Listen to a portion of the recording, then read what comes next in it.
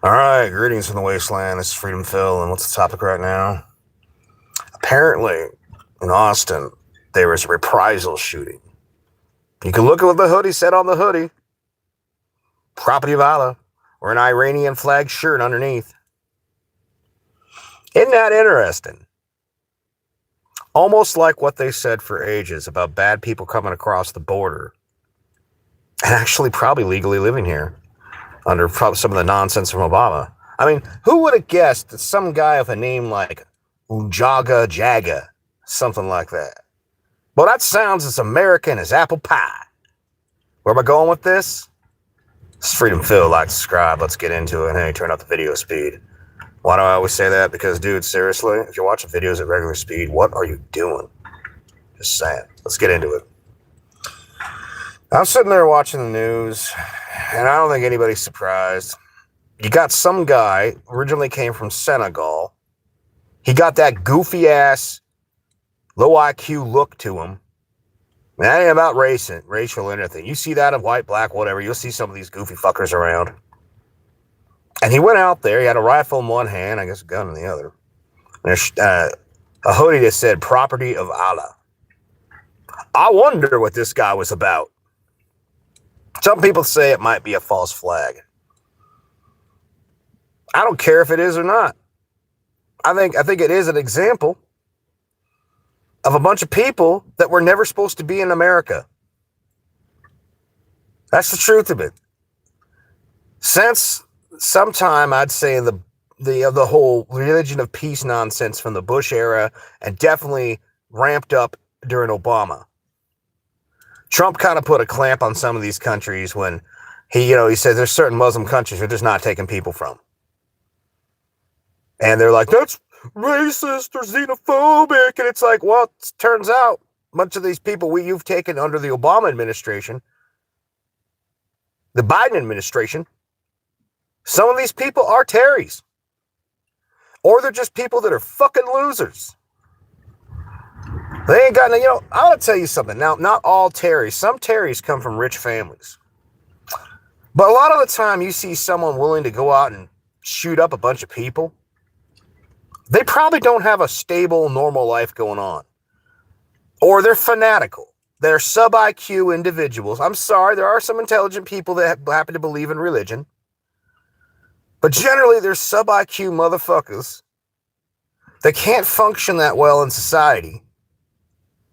And that's where religion will fill the niche. Well, if I do this for Allah, I get 72 virgins. May you get your 72 Star Trek virgins. And I'm not talking about females. May you enjoy paradise with 72 nerdy virgins. I'm saying this guy is an example of a failed immigration system. Where you got a bunch of people coming from countries that aren't worth shit. Just showing up. And how much of this is literally just numbers? People are like, well, we got to bring people in to do the jobs that Americans don't want to do. Well, maybe here's a wild thought. Maybe if you stopped subsidizing American citizens. Like I got a bunch of friends who all fake crazy. They don't got kids. I got friends that are on welfare that have kids. Section 8. Free housing, free heating, free TV, free electric, free fucking everything. Free cell phones. Free home internet. Maybe if you stopped subsidizing some of these people in America and actually gave them training as well, real training, not just throw them to the wolves. Like, we need plumbers, we need electricians, we need truck drivers. Honestly, we need to kick out all the H-1B truck drivers. You shouldn't be allowed to drive an 80,000-pound vehicle in America if you don't have citizenship. If you're not if you don't have some assets in this country, some ties to this country, you shouldn't be driving an OTR vehicle. I'm just saying. I think it's insane that you could have someone driving a hazmat who's from another fucking country. That's crazy. But we got all these people in America that ain't doing shit. And they, somehow we can't convince them to go do these jobs. Another thing is the housing cost. The housing cost gets pretty high for a lot of people these days because, the boomers, it's like boomers, just downsize your house, sell it, take the money and invest it. Fucking stock market's doing gangbusters. No, we got to keep housing in the cities overpriced. What we need in the cities, you don't need, remember the 15, which turned into the fight for 20. We're like, what's this got to do with terrorism? It all comes together. You fought for 15, you got 15, then the rent goes up. You increase the cost of living, cost of doing business, you increase the cost of living. And then they fight for 20, it goes up. And the problem it's just kicking the can down the road. What we need in some of these cities is little bachelor-style apartments. Bachelor-style apartments for young people, generally, let's say no kids, to where they can afford to work and make money off of what businesses, like people used to do all this work when life was a bit more affordable. And as a guy that's done trucking for years, I can live off $3,000 to $5,000 a year. Now you make it $80K to $100K. It don't take long to have more than enough money invested to be retired if you want to be. Now, how does this go back to this shooter in Austin?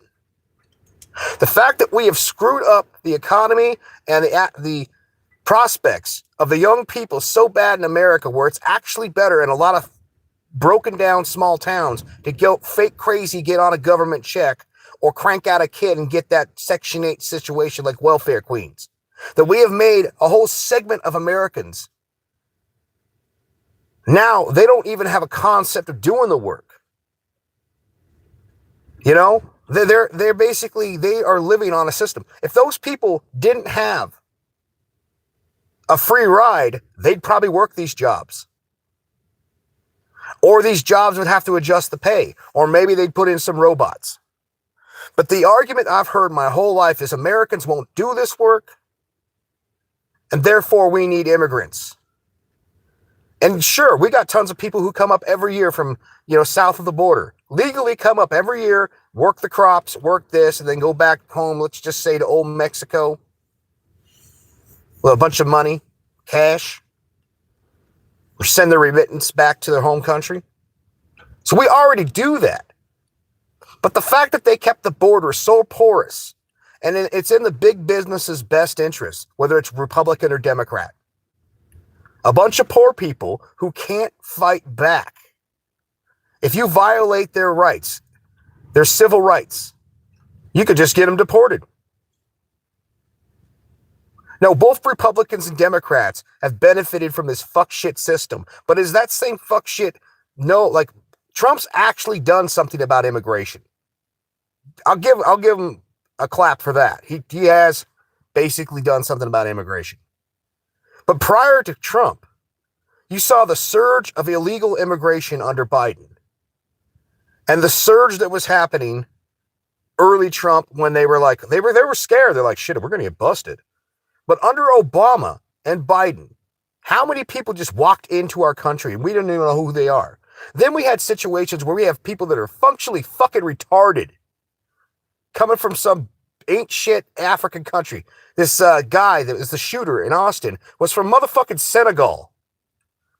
Tell me, what skill did he bring to America that was actually improving America? Go look up the shooter. Look at his goofy ass. What skill did he bring that actually improved our country? Nothing. Not a goddamn thing. Not a thing that we couldn't have found in any trailer park or ghetto in America and said, hey, we got a job for you. No, we're not giving you free money anymore. Oh shit, well maybe I'll take that job. We are forced to live with people who act like fucking animals.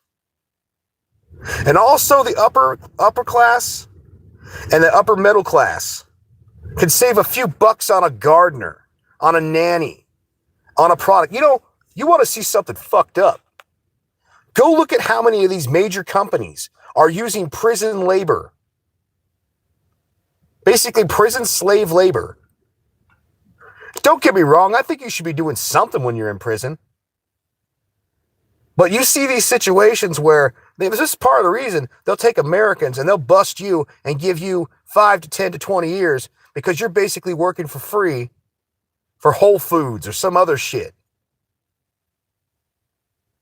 A wild thought, man. Maybe if we made the situation in America a bit more affordable for the young. We made bachelor pods. We make a situation where a guy can have a cheap, affordable place in the middle of the city. That way, that guy can actually live there and go out and do that job, that trades job, work in a warehouse, work at something, and actually get somewhere in life. Maybe they wouldn't be doing fuck shit on the streets. But when we got so many Americans that are literally either subsidized or left behind, why the holy high hell do we need some weird ass motherfuckers from Senegal? Like, I don't know about you, but that porous border that we had pretty much under Bush, under Obama, was a little better under first Trump #1, but under Biden, they just opened the gates right up. That porous border is why we're going to have more problems now.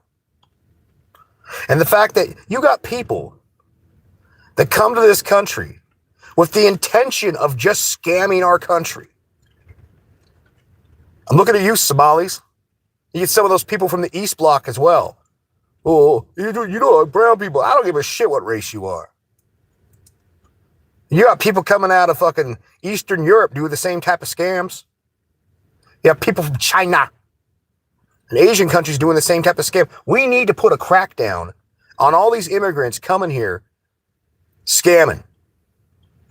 Because if you got people that are legally scamming your government, you better believe you're going to have some Terrys among them.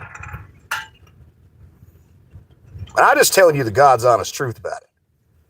I'm not surprised right after Iran got taken out that there was some probably 60 IQ nut job that went and did a Terry event. But then one might ask this question. If you go to any Democrat city, wait a week. Look, watch the papers. Were there 3, 4, 5 murders in that week in any of these major Democrat cities? I mean, we want to talk about a mass casualty event because there were 3 people that got shot and died, including the shooter. But don't we see that in the hood almost every goddamn day? Like, you get to that point where people are just off.